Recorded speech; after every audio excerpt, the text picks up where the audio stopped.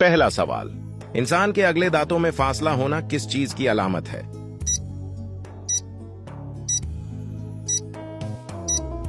सही जवाब है दौलतमंद होने की। अगला सवाल, लड़की कौन सा गुनाह करे तो जमीन रोने लग जाती है?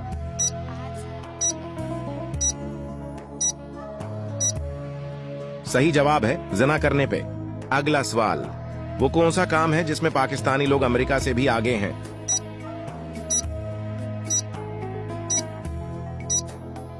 इसका जवाब हर पाकिस्तानी कमेंट्स में दें। अगला सवाल, जन्नत में जन्नती को औरतों की सरदार कौन सी खातून होगी?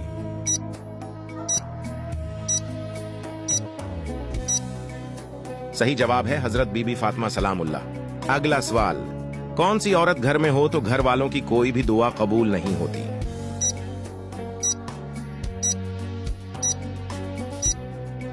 सही जवाब है